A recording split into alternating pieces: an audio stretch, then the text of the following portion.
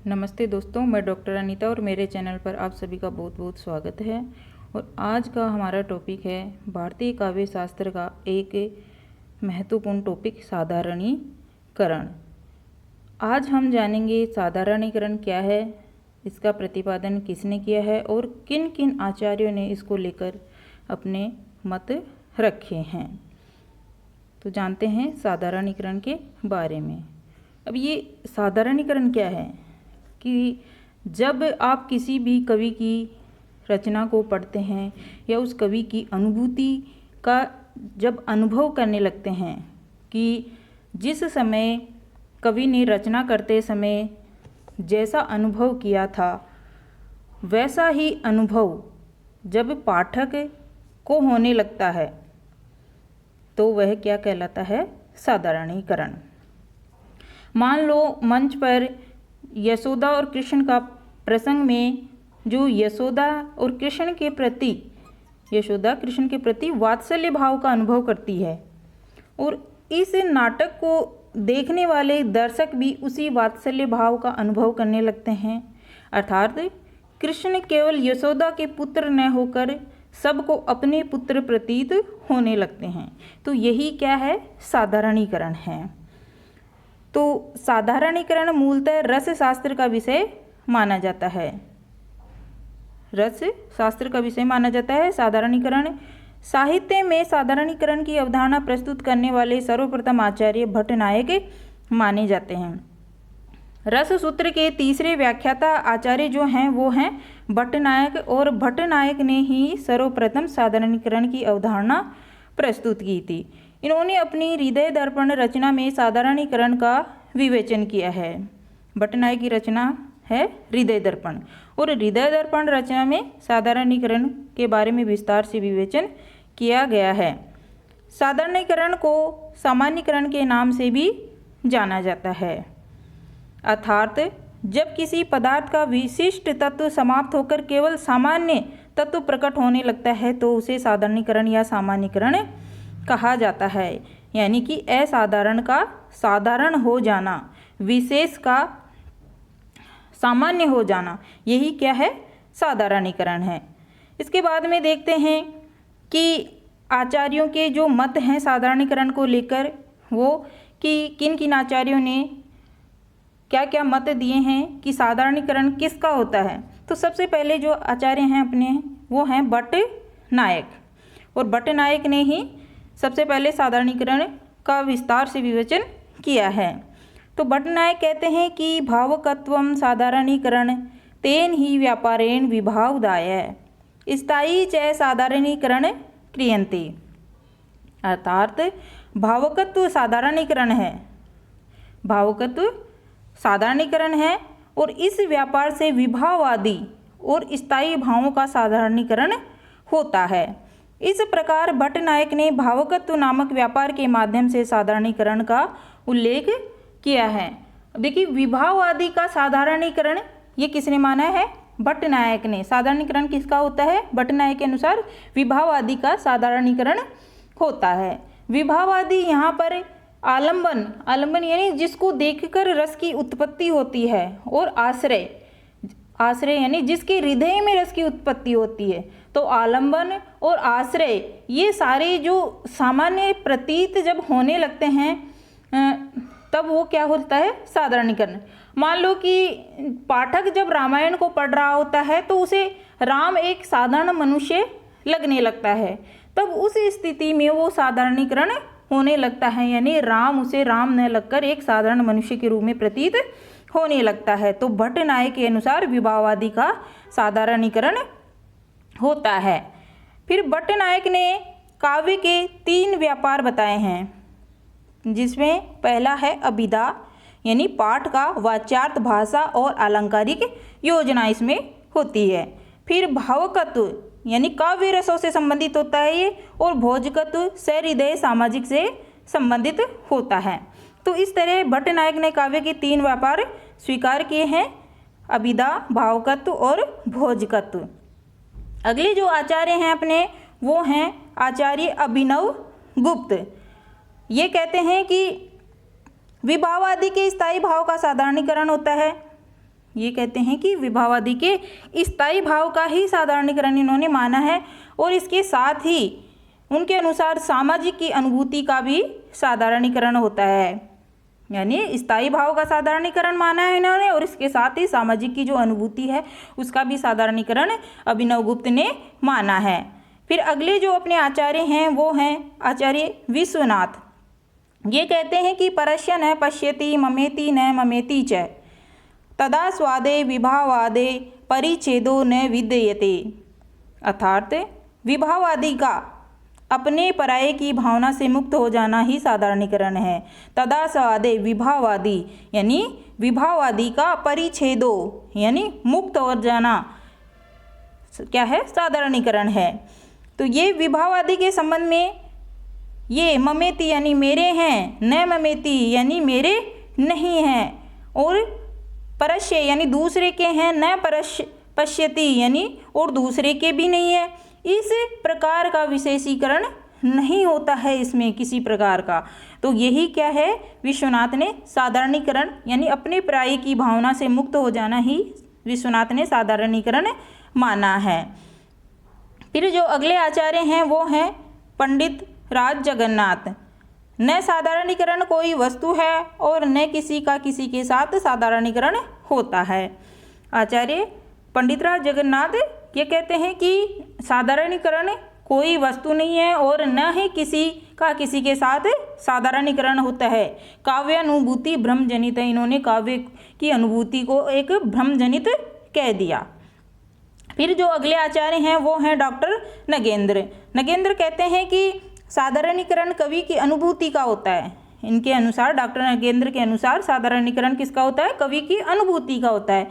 अर्थात जब कोई व्यक्ति अपनी अनुभूति को इस प्रकार अभिव्यक्त कर सकता है कि वह सबके हृदय में समान अनुभूति जगा सके, तो उसमें साधारणीकरण की शक्ति विद्यमान है। कवि को लोक हृदय की पहचान होती है, इसलिए वह किसी विषय को इस रूप में प्रस्तुत करता है जिससे कि सबकी अनुभूति हो सके। यानी कवि की अपनी अनुभूति का होता है डॉक्टर नगेंद्र के अनुसार कि कोई व्यक्ति है और वो अपनी अनुभूति को इस प्रकार अभिव्यक्त कर रहा है। कोई भी मान लो कवि है, वो रचना कर रहा है और रचना करते समय जैसा अनुभव उसको स्वयं को हो रहा है, जैसा अनुभव वो स्वयं कर रहा है, तो वैसा ही रचना के माध्यम से वो सामने वाले के हृदय में भी वैसी ही अनुभूति जगा सके। तो इसी को क्या कहते हैं, साधारणीकरण कहते हैं। फिर जो अगले आचार्य हैं वो हैं आचार्य रामचंद्र शुक्ल। ये कहते हैं कि आलंबनत्व धर्म का साधारणीकरण होता है। शुक्ल के अनुसार साधारणीकरण किसका होता है, आलंबनत्व धर्म का साधारणीकरण होता है। आलंबन का अर्थ है भाव का विषय, यानी भावों का जो विषय है वो ही क्या है, आलंबन है। भाव का साधारणीकरण इस प्रकार होता है कि पहले वह कवि के भाव का विषय बनता है, फिर समस्त हृदयों के भाव का विषय बनता है। भाव का जो विषय है सबसे पहले कवि के मन में जैसे भाव होंगे, विचार होंगे, उसके फिर वही जो विचार है वो पाठक के हृदयों में भी वैसे ही भाव का विषय बन जाता है। तो यही क्या है, साधारणीकरण है शुक्ल के अनुसार। फिर आचार्य हैं गुलाब राय। ये कहते हैं कि कवि, पाठक या दर्शक एवं भावों का साधारणीकरण होता है। कवि, पाठक या दर्शक और भाव, इनका ही साधारणीकरण होता है।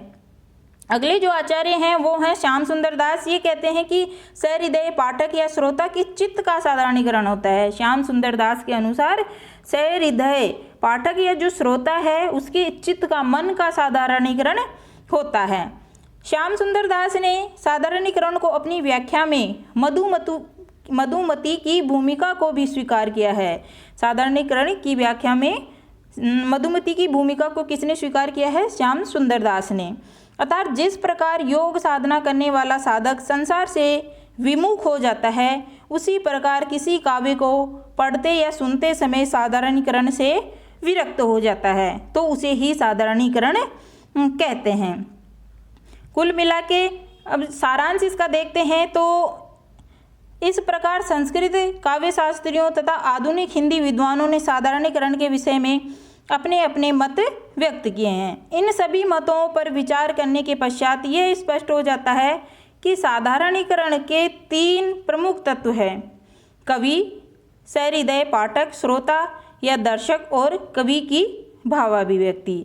यानी जो साधारणीकरण होता है वो साधारणीकरण कवि की अनुभूति का होता है, सहृदय यानी जो पाठक और श्रोता है उसका साधारणीकरण होता है, और जो कवि की भाव अभिव्यक्ति, कवि के भावों की जो अभिव्यक्ति है या आलंबनत्व धर्म का साधारणीकरण होता है।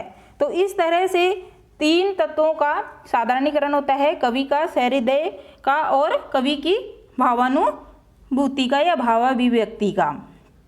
फिर आगे जो है कि साधारणीकरण के प्रमुख पक्ष, साधारणीकरण के प्रमुख पक्ष हैं। विद्वानों के अनुसार साधारणीकरण के प्रमुखतः 3 पक्ष माने जाते हैं। अभी जैसे मैंने बताया कि कवि या लेखक कि जो अपने अनुभवों को अभिव्यक्त करता है वो कवि या लेखक होता है। फिर सहृदय पाठक या श्रोता जो अपने मन में ठीक उसी प्रकार की अनुभूति प्राप्त करता है जैसे कवि के हृदय में होती है। सहृदय पाठक और श्रोता वो होता है जब कवि ने रचना करते समय जैसा अनुभूति उसने की थी या जैसे विचार उनके मन में आए थे वैसे ही पाठक या जो सहृदय पाठक है वो उस रचना को पढ़ते समय अनुभव करता है, तो वो क्या होता है, सहृदय पाठक या श्रोता।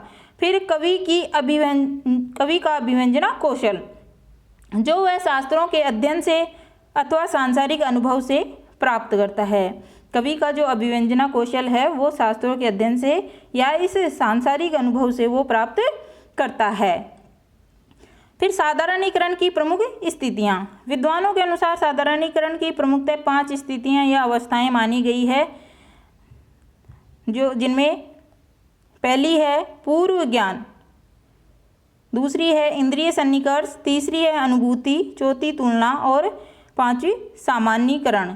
तो सबसे पहले देखेंगे पूर्व ज्ञान क्या है। यह साधारणीकरण की प्रथम अवस्था मानी जाती है। इसके अंतर्गत कवि या लेखक शास्त्रों का अध्ययन करके अथवा सांसारिक अनुभव के आधार पर काव्य लेखन करता है एवं उस काव्य को पढ़ने या सुनने वाला सहृदय पाठक या श्रोता भी अपने हृदय में कवि के जैसी अनुभूति करने लगता है। पूर्व ज्ञान यानी ये पहली अवस्था मानी जाती है साधारणीकरण की, और इसमें जो कवि या लेखक होता है वो सबसे पहले सांसारिक एक अनुभव करता है, शास्त्रों का अध्ययन करता है, उसके आधार पर ही काव्य लेखन करता है। फिर साधारणीकरण की जो दूसरी स्थिति है वो है इंद्रिय सन्निकर्ष। ये साधारणीकरण की द्वितीय अवस्था मानी जाती है। इसके अंतर्गत सहृदय पाठक या श्रोता अपने व्यक्तिगत सुख दुख को भूलकर लोक हृदय में लीन हो जाता है। इसमें पाठक जो होता है वो अपने सुख दुख को भूल जाता है और उस लोक हृदय में लीन हो जाता है, उस रचना में ही इतना खो जाता है, अर्थात व्यक्तिगत भावना से ऊपर उठकर सामाजिक भावना का अनुभव करना ही इंद्रिय सन्निकर्ष अवस्था मानी जाती है। तीसरी जो अवस्था है वो है अनुभूति की। तीसरी जो अवस्था वो है अनुभूति। यह साधारणीकरण की तृतीय अवस्था मानी जाती है। इसके अंतर्गत सहृदय पाठक या श्रोता किसी काव्य को पढ़ते समय अथवा सुनते समय उसमें भूमिका निभाने वाले पात्रों को एक सामान्य पात्र के रूप में देखने का प्रयास करने लगता है। अनुभूति यानी सहृदय पाठक या जो श्रोता होता है वो किसी भी काव्य को पढ़ रहा है या सुन रहा है और उसमें जो पात्र हैं, जो भूमिका जैसे निभा रहा है, वो एक सामान्य पात्र के रूप में उसको नजर आने लगते हैं, उस पात्र को सामान्य पात्र के रूप में वो देखने लगता है। फिर चौथी जो अवस्था है वो है तुलना। यह साधारणीकरण की चतुर्थ अवस्था मानी जाती है। इसके अंतर्गत सहृदय पाठक या श्रोता काव्य के पात्रों की तुलना अपने जीवन से करने लग जाता है, अर्थात यशोदा एवं कृष्ण की भूमिका को पढ़ते समय स्वयं को यशोदा के रूप में और कृष्ण को अपने पुत्र के रूप में मान लेना ही तुलनात्मक अवस्था मानी जाती है। इसमें व्यक्ति उस नाटक को देखते समय या रचना को पढ़ते समय आप खुद के जीवन से उसकी तुलना करने लग जाता है। फिर पांचवी और अंतिम अवस्था है वो है सामान्यीकरण। यह साधारणीकरण की अंतिम अवस्था मानी जाती है। इसमें सहृदय पाठक या श्रोता सांसारिकता को पूर्ण रूप से भूल जाता है एवं स्वयं को काव्य के पात्र के रूप में ही स्वीकार कर लेता है। जो सामान्यीकरण है उसमें जो पाठक होता है वो स्वयं को पूरी तरह से भूल जाता है और अपने आप को काव्य के जो पात्र हैं उसी के रूप में वो स्वीकार कर लेता है। जैसे रामायण को पढ़ते समय या देखते समय वह स्वयं को राम के रूप में ही स्वीकार करने लग जाता है, अपने जीवन में उसी के जैसा आचरण वो करने लगता है। तो ये क्या है? साधारणीकरण। तो इस तरह से दोस्तों आज हमने जाना साधारणीकरण। और मैं आशा करती हूँ कि आपको साधारणीकरण के सिद्धांत के बारे में मेरे द्वारा दी गई ये जानकारी पसंद आई होगी। यदि आपके मन में कोई भी सवाल सुझाव हो तो नीचे कमेंट करके अवश्य बताएं।